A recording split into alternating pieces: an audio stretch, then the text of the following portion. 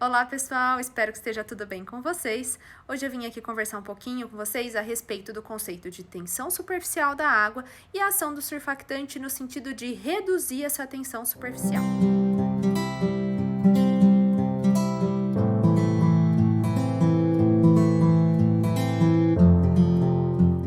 Bom, eu não sei vocês, mas eu sempre tive muita dificuldade de entender esses conceitos. Então vamos lá que eu vou tentar explicar para vocês.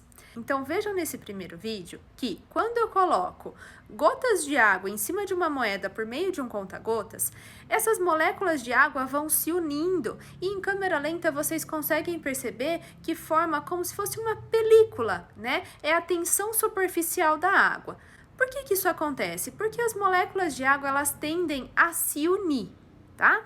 Agora, veja nesse outro exemplo. Quando eu coloco nessa moeda uma gotinha de detergente, aqui simbolizando o surfactante, vejam que as gotículas de água, elas não se unem, elas não se atraem, porque o detergente diminuiu aquela força de atração entre as moléculas e não deixa, então, formar aquela tensão superficial.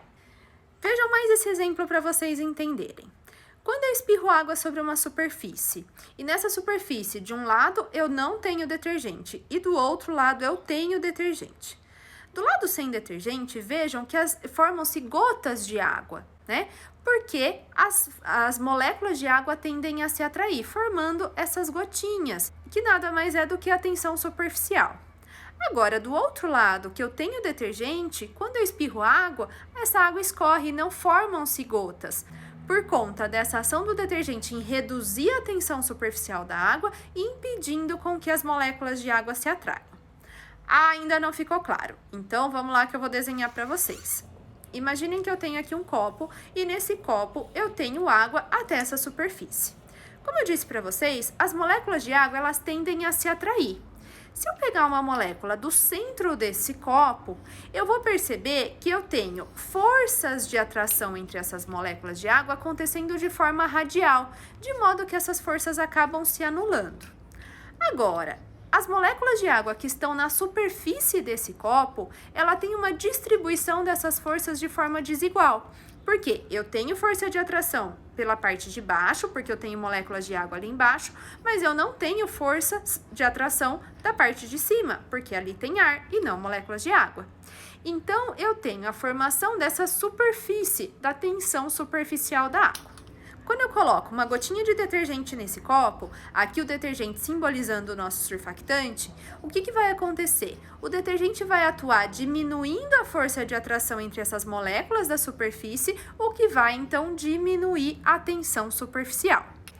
Ah, mas como que tudo isso se aplica aos alvéolos pulmonares? Por que na deficiência de surfactante eu vou ter uma situação de atelectasia? Vamos lá que eu vou explicar para vocês. Imaginem aqui que a gente tem um alvéolo. Esse alvéolo não tem surfactante ou tem uma deficiência importante de surfactante. Dentro desse alvéolo, a gente tem algumas gotículas de água, porque o ar que a gente inspira é umidificado.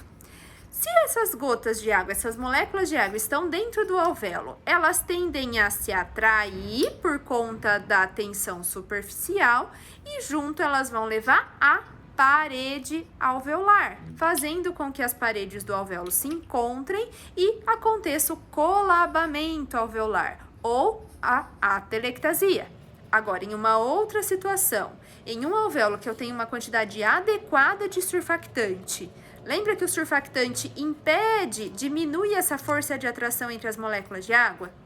Então, eu tenho aquelas mesmas gotículas de água lá, porém o surfactante vai atuar no sentido de impedir que elas se atraiam, mantendo a estabilidade alveolar e impedindo então que esse alvéolo colabe. Bom, espero que eu tenha ajudado, que vocês tenham aprendido esse conceito. A gente se vê na próxima. Até mais!